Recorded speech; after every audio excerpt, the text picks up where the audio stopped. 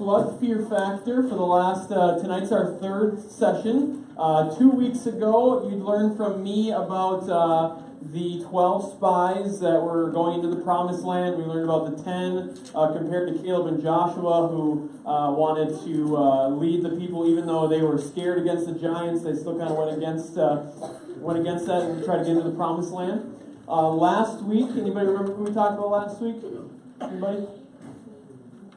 The fear that we talked about last week? We talked about, yes? A whole bunch of different fears. We did talk about a whole bunch of different fears. Anybody remember the character from the Bible last week? Anybody? Starts with an N? Nicodemus we talked about last week. And Nicodemus, we talked about how Nicodemus came, and Nicodemus went to Jesus because he was interested in knowing more about Jesus, but he had to go to Jesus at night because he didn't want anybody else to know that he was talking to Jesus. Much like some of us might do at school or in our lives. I hear lots of other voices. Just because I have a microphone doesn't mean that you get to talk over the top of me. So we learned about that, and now tonight we're going to be going into another character in the Bible. Many of you might be familiar with this guy. His name starts with a J and ends in Ona. Jonah. Jonah's my dude. Jonah is very similar to many of us. As you'll learn tonight. So, you guys ever been scared to do something? Anybody have a really quick, hey guys, please, raise your hand if you've ever been scared to do something and you want to share that experience real quick, like a 3-second blurb of what you had to do that you were scared to do. Okay. Anybody else scared to do something that maybe you didn't end up doing, but you were scared? Having Kyle pour ice cream on my face. Okay, that's pretty scary. Yes, that's pretty scary. Riding a wild thing. Yes, maybe you're scared of heights. That would be pretty scary. Okay. Speaking in front of the class. Okay, that's a more serious one. Yes. Okay. Going on the power tower.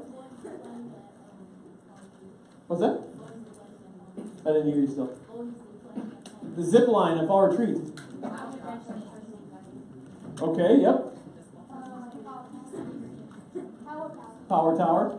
Alright. So many of these things, we're scared to do something, right? And as we are scared to do them, there are some things that come and overtake us. Me personally, I'm not that scared of heights. Heights don't really bother me. I've been up on really high stuff before, roller coasters, on top of my house, on top of other things to try to do work, and that doesn't really bother me. But there are some other things that maybe you're scared about. Maybe you're scared to fly in a plane, or maybe you're scared to, jump out of that airplane that was perfectly good and skydive. Maybe you'd be scared of bungee jumping. I don't know. These are all like heights-based. Maybe you're scared of spiders. Anybody scared of spiders? I'm scared of spiders. I don't like spiders. Spiders are gross, right? How about like snakes? Anybody like just disgusted of snakes? Yeah, they're gross. All right. So when we do these things, when we're scared, here's a few lists of things that we might do. We might make excuses. Maybe we'll change the subject if we're talking to somebody. Maybe we'll ignore that person, that place, or that thing. Maybe we'll pretend to forget about it, like, yeah, I don't know what you're talking about, even though you just talked about it. Or maybe we'll run away, right? Those are some things that maybe we'll do when we're scared of something that we don't want to do, all right? Now, one thing that I get scared about doing, and maybe some of you guys get scared in the same sense here, is telling others about Jesus. And we're going to talk about my failures tonight. We're talking about my failures. These are like, I'm going to have a couple categories up here. I'm going to tell you about all the times that I have messed up big time. And kind of funny. Okay? Some of these are kind of funny. So telling others about Jesus. Now, the good part is that even if you mess up big time, Jesus can still use you big time. Right? It's not about exactly the words that you say or anything like that. It's about following what Jesus has commanded us to do and share about Him. Now, these are the times that maybe I've messed up and didn't go through with telling others about Jesus. Okay? Because I have some cool stories about times that I did go through with it, and I did tell others about Jesus. And if we have time, we'll share some of those as well. So, telling others about Jesus, my failures. Maybe some of these are the same as you, but the first one on here is make excuses. That's your first blank there, is make excuses. Make excuses.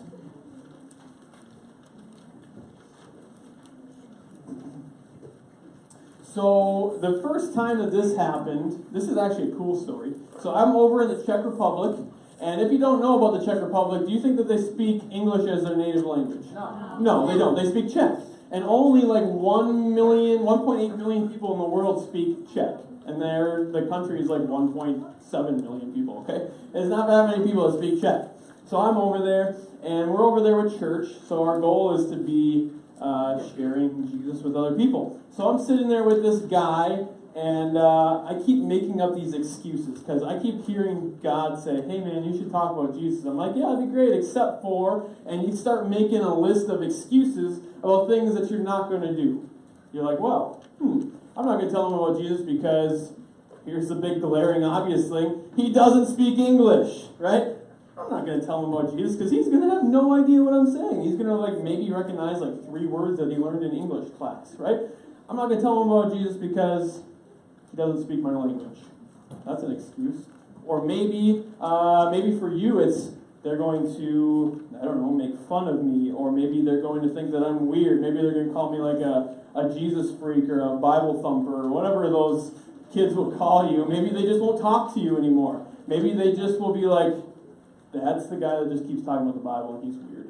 Or I don't know what it is, but we'll make excuses and we'll say, I don't want to tell them because I'm scared to tell them, or I'm going to make up that excuse. My excuse was, he doesn't speak English. I thought it was a pretty good excuse, right? I was like, pretty good excuse, doesn't speak English, I'm not going to tell him about Jesus. Well, God had a different plan for that. He's like, well, Josh, I still want you to tell him about Jesus. So I keep making up these excuses, and finally it's like, I have to tell him about Jesus. And so that night, I talked with this guy. He didn't speak English at all, so I spoke to him in English, and he's like, just nodding his head. I'm like, he doesn't know a word that I'm saying, doesn't understand anything that I'm saying, and somehow, some way, it's not by coincidence, I went and talked to a translator afterwards, and I was like, so I tried to talk to this guy. He didn't seem like he understood anything I was saying, but I just felt like I should tell him about Jesus. And at the end of it, the translator was like, he understood everything that you said. And I was like, wow, that is pretty awesome. That guy never spoke English before, and somehow, some way, through the way of God working through that, he understood the things that I was telling to him. He understood somehow. Maybe it wasn't the exact words, or I don't know how it works. I'm not God, and I'm not going to pretend that I know how that works, but he understood what I had to say, because I followed through with what God wanted me to do. Now, it took 24 hours for me to do that, because I was making excuses the whole time, but God had a plan for me to share Jesus with that guy. So that was one time where I made excuses. All right, next one. Maybe you will say that they are too bad and they will never listen to you. Maybe they will say that they are too bad and they will never listen to you. Now, I feel like many of you guys fall into this category, and I've actually heard some of you guys in this room say, I'm not going to invite that guy because he's way too bad to come to the flood.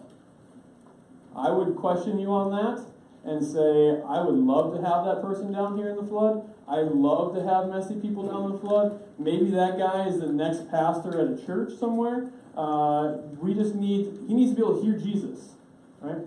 So some of us might say that they are too bad, they're way too far out there, they're a drug dealer, or they're they do bad stuff at school, or they get in fights all the time, or I don't know what they do, but you say that they're bad people. So I can't tell them about Jesus, they'll just think I'm crazy. Like, why would I, So I want to tell you a story real quick about somebody that many of you might know here. I'm not going to share his name right now, I will at the end. But this guy was the worst person in high school.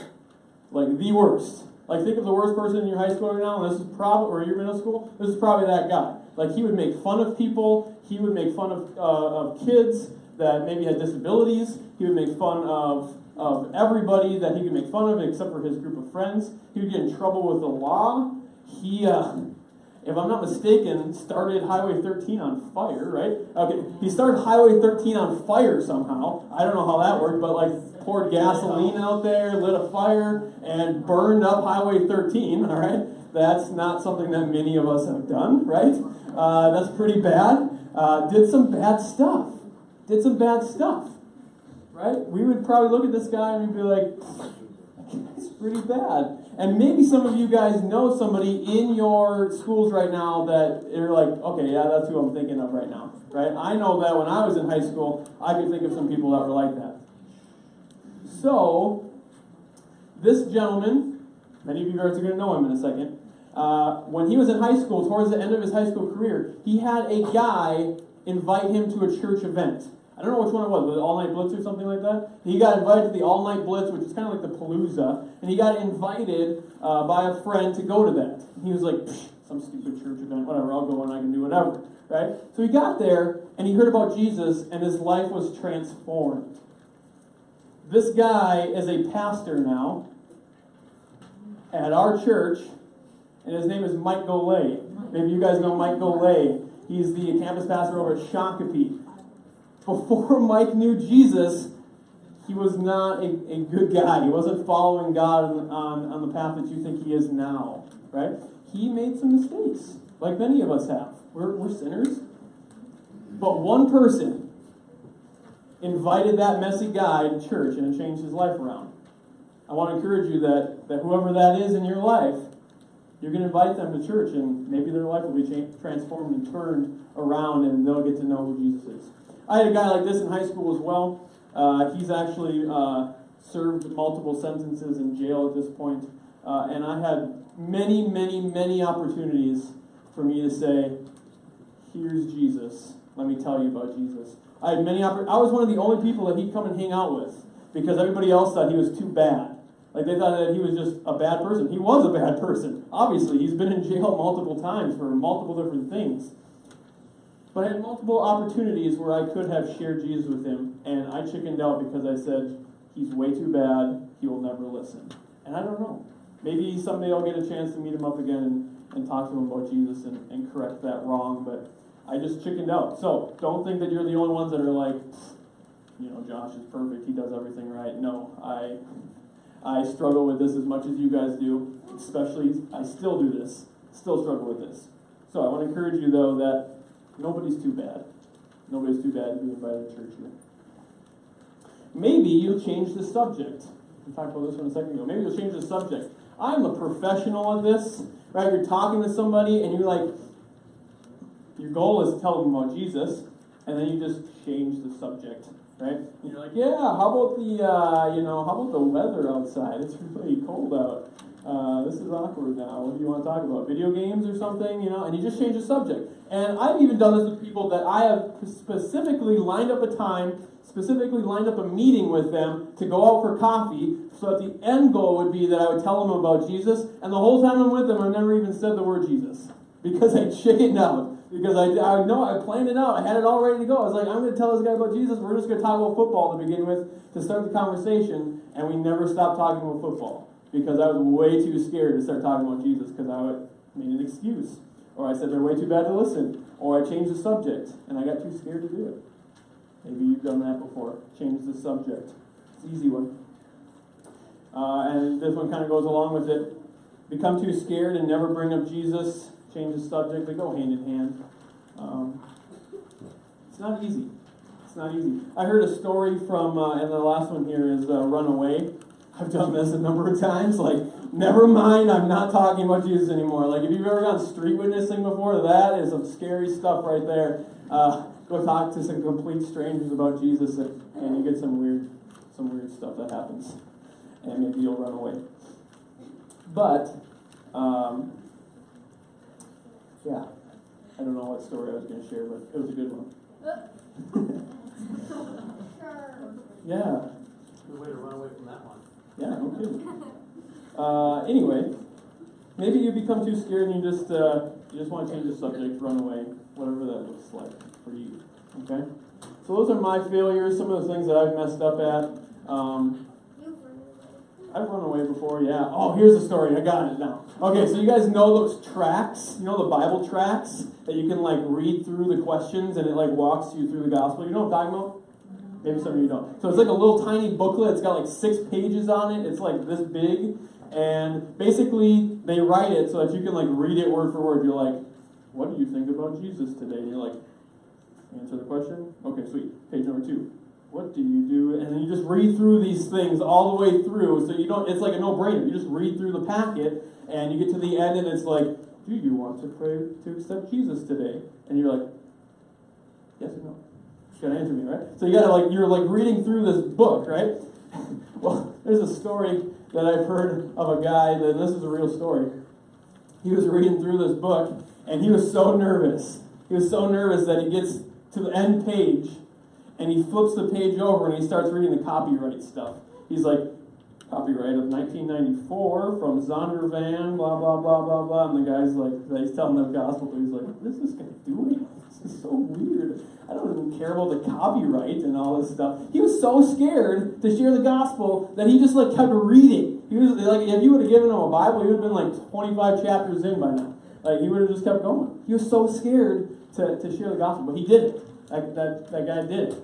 And God can use that even when we mess up, as long as we're honest and we're sharing Jesus. God can use that, like my excuses with somebody not speaking the same language. So, let's jump into who this Jonah guy is and why he's like me and you.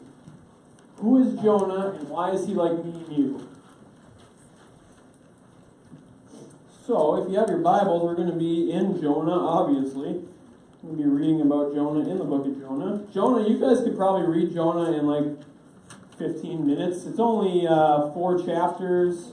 It's only a few verses. There's like 17, 10, 10, and 11 verses in each chapter. So it's not that big of a book. It's a front and back page in my Bible. So who knows something about Jonah? Raise your hand if you know something about Jonah. Anything about Jonah? If you know anything about Jonah, raise your hand. That's all that you guys, nobody else knows anything about Jonah. Okay, thank you. So many of us have heard Jonah, at least, how about this? Who's heard of a guy that got swallowed by a fish in the Bible? Okay, that guy's Jonah. Alright, so many of us have heard at least that part of Jonah's life. So we're going to be jumping through the whole book of Jonah tonight in the next 10 minutes. I'm going to take you through a ride of this guy's life in 10 minutes, right? So, you guys got to listen though, because I can't talk in 10 minutes with you guys talking. So we're going to be looking at a couple different verses here. So the first one, and the reason that we are much like Jonah, is the call. You can write down the call next to that first Bible verse there. Jonah 1, 1 through 2, the call. We are like Jonah, and he is like us because of the call. And the call is that as Christians, we go and share Jesus with other people. We go and share Jesus with other people. And in Jonah 1, 1 through 2, he is doing that same thing. He is called. So let's talk about it.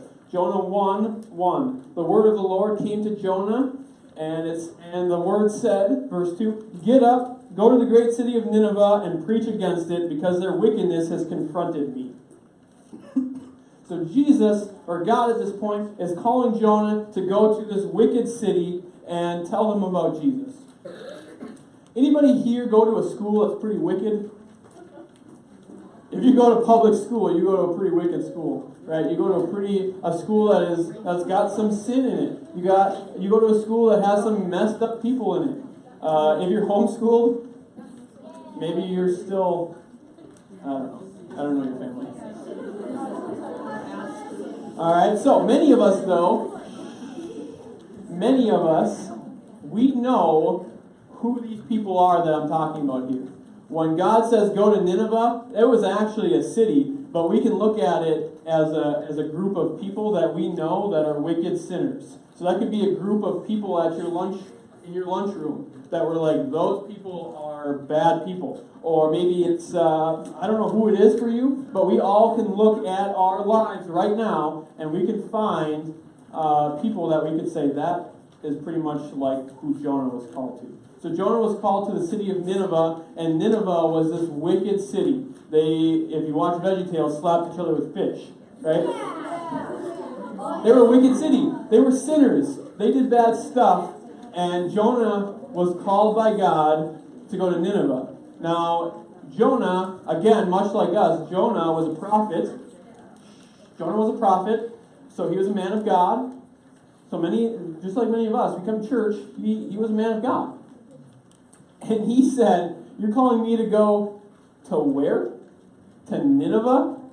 Those people are crazy. Those people are bad. I'll go anywhere else, God. I will go to any other city. I'll go to any other group of people. I will tell anybody else about God. But I am not going to Nineveh. Those people are crazy. Those people are way too sinful. And he started making excuses. He's like, those people are way too bad. Those people slap each other with fishes. Those people do crazy stuff. I'm going to, and he makes these excuses, and he changes the subject, and he does all these things, and eventually God's like, go to Nineveh, Jonah. Go to Nineveh, Jonah. And Jonah's like, no, God, I'm not going to Nineveh. And he decides to run away. He went through all of his excuses. He went through all of the different things that he could. And he was like, you know what? This God is not giving this up. I am going to run away. And if you guys know the story does not go Jonah's way. But Jonah decides he's going to run away. So he goes and he gets onto this ship. And he's trying to get away to a city called Tarshish. And he's on this ship. And so we're going to look at verse 3 here, Jonah chapter 1, verse 3, and it says, however, Jonah got up to flee to Tarshish from the Lord's presence. He went down to Joppa and found a ship going to Tarshish. He paid the fare and went down into it to go with them to Tarshish from the Lord's presence. So Jonah is running away, much like we have done before. We run away from those experiences, from those people, from those things the people that we don't want to tell about Jesus. He's running away. He's like, I'm not going to Nineveh. God, there's no way. So if you know the story, Jonah's scared because it's a wicked, simple city. Jonah debates going, but he says he runs away. I'm getting a little bit ahead of myself. So we are like Jonah because at first we're called the same thing that Jonah was called to. We are called to go and tell others about Jesus. Second, we are like Jonah because we make excuses, we get scared, we run away, we get nervous, all those things. We run away from what God has called us to do. He did that as well. This is a guy in the Bible. Like sometimes I always thought growing up that people in the Bible were always perfect. They always did great things. They always were amazing people that were way above what we could do. Jonah was a totally normal dude. He was just like you and I. He was a sinner. He messed up. He was scared to tell others about Jesus. He was the same as you and I. No different. Jonah was just like us. And you will find out that the more you read this Bible, the more and more you'll see that nobody in this Bible is perfect except for Jesus. Nobody in here is perfect except for Jesus. They've all been sinners. They've all messed up. They've all been scared. They've all been people that are living lives similar to you and I. So the next one is Jonah's prayer, and I'm going to just kind of rush through this part. Jonah prayed. So Jonah got thrown overboard off the ship because the ship was in this big storm, and the sailors were like, oh my gosh, Jonah is causing this because he is running away from God. So they're like, we're going to chuck Jonah overboard. So they chuck Jonah overboard, and he comes and gets swallowed by this fish, and this fish keeps him in the belly of his stomach for a couple of days, and Jonah finally is like, okay, God, I get it, I get it, I get it. I will tell Nineveh about you. I will go to Nineveh. I will tell them about Jesus. Just spit me out of this stupid thing. It smells down here. I don't want to be in this fish anymore. I'm done with it. And so he's praying. And he's kind of, you can read it in chapter 2 here. Jonah's just like, you know what, God? I am so sorry for running away from you. Please forgive me. And eventually, as you might know, he wants a second chance. And in Jonah chapter 2, verse 10, it says, then the Lord commanded the fish, and it vomited Jonah onto dry land. Not awesome, right? So now you ran away from God. Now you've been in the stomach of a fish for a few days. And now you've been vomited up onto the shore. And now you're like, now what do? I smell like fish vomit. I'm slimy and gross and filled with sand. Like imagine when you're at the beach and you get water on you and you lay in the sand a little bit and you got the sand all stuck to you. He was just in a fish's stomach, He's got vomit on him from the fish, and now he's got sand probably all over him. He's not an attractive dude at this point, right? But Jesus, or God at this point, is still like, you know what, Jonah? I still want you to go and tell Nineveh about me. And Jonah's like, you are not giving this up, are you, God? All right, let's do this. So he gets a second chance. And in 2:10, after he got vomited up, he decides he's going to go to Nineveh to tell them about Jesus. And that's where he is similar to us. Jonah is going. And I hope and I pray that you guys can grasp onto this, that sharing Jesus with your friends, even though it can be scary, it's worth it. It's worth it. And even though you might not know how to do it, or you might not know the exact words to do it, or you might not know any of those things, God will guide you through that. God will guide you through that. So, we're not done yet. So Jonah starts going. And in Jonah chapter 3, verse 3, when you think about Jonah going to a city to tell them about Jesus, maybe you envision like I did. Like, if you're going to go and you're going to tell this wicked city something, the gospel, right? You're going to tell them this story. You're going to, like, I don't know, like, come up with some big, long thing that you're going to tell them about Jesus, right? Jonah, this is Jonah's whole sermon. Ready?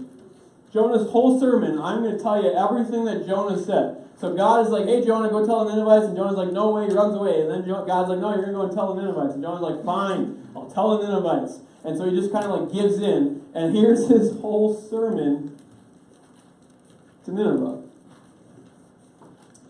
All right, ready? Verse 4. This is the whole sermon. It's long, so be prepared. In 40 days, Nineveh will be overthrown. Amen! Everybody's bowing down. Everybody is becoming Christians now. That's all he says. In 40 days, you guys are going to be overthrown. And everyone's like, oh my gosh, that is amazing! Like, I have never heard that before. God is speaking through Jonah right now. My gosh, we're all going to bow down. And the whole city of Nineveh bows down and they're like, we are sinners, we're messed up people. There's a revival that goes across Nineveh. And these people start bowing down left and right. The king hears about this. And the king is like, you know what, this whole city, we are sinners, we're messed up people. We're all going to wear sackcloth and burn our stuff because we are sinners. Because Jonah said like 4 words that this place is going to burn down in 40 years? Or however long it was, 40 days? I don't know if you ask me, if I was going to go and tell a city, a school, something about God, I might decide that it might be important to mention God. He doesn't even do that. He doesn't even say the 3-letter word God. He doesn't say anything. He doesn't say God loves you. He doesn't say you're sinners. He doesn't say anything. He just says that your city is going to blow up and burn in 40 days. And God, here's the cool part. God used Jonah, even though Jonah didn't like give his best effort, even though Jonah was scared, even though Jonah was filled with fish vomit and sand and disgusting, he still eventually went and did it, and the power of God used his words and transformed the whole city of Nineveh. That is incredible. I want to challenge you guys tonight. Whatever your Nineveh is, whatever that Nineveh is, maybe the only thing that's holding back Scott County, maybe the only thing that's holding back Prior Lake High School, Prior Lake Middle School, Twin Oaks, Hidden Oaks, Jordan Middle School, New Prague Middle School, whatever school you go to, maybe the only thing that's holding back people from coming to know Jesus is that you're too scared to tell somebody about him. That you're just running away and making excuses and saying, I don't know what to say, I don't know what to do, I don't know what to even start. I can't tell that guy because he's way too messed up, or I don't know what it is for you. But it's time to stop making excuses. It's time to stop saying and running away and saying, I'm not telling anybody anymore. It's time to find that group of people that you're like, God would never save this person and tell that person about Jesus. If this room does that, think about it. Look around you right now, adults included. There's about 90 to 100 people in this room. If every single person in this room told 2 to 3 other people that were not Christians currently, and God moved through that conversation and all 3 of you, that would be 300 new believers just from this room right here. That is ridiculous. That's awesome. That is what God can do with us when we are willing to share His word. Now I'm going to end with this. It's not easy. It's scary. It might be the scariest thing you've ever had to do before. You might not know the words. You might not know how to do it. It might be the worst gospel presentation you've ever heard of. But God can use you to change lives. God can use you for somebody to come to know Jesus. So I would encourage you tonight, encourage your groups tonight to talk about that, to talk through that. On the daily take-home challenge on the map, it says to name 5 people that you want to tell about Jesus in the next 3 months. I want you to be honest. I want you to write down 5 names on here that you want to tell about Jesus, and I want you to save this sheet. I want you to be honest with your group. Maybe your group wants to write these names down, and you're going to go through and say, hey, how are you doing on your list? How are you doing on sharing the gospel with people? And I want you to see how God can work through you guys. So let me pray for us, and go to the groups for the last 15 minutes. Jesus, thank you so much for the flood, for these leaders, for Friendship Church, for the position that you've put each one of us in. God, I pray that you would give us a boldness to share your word with our friends, with our peers, maybe with our enemies, maybe with people that we would never expect to become Christians. Let us not put you in a little box, God, to say, God can't do that. But let us have faith in you to do the magnificent, the huge, the crazy thing. God, I pray that over the next few months that as we tell our friends about Jesus, as we invite people to the flood, as we share God's word with others, that you'd speak through us, and that people's lives would be transformed. Pray all these things in your holy, perfect name. Amen.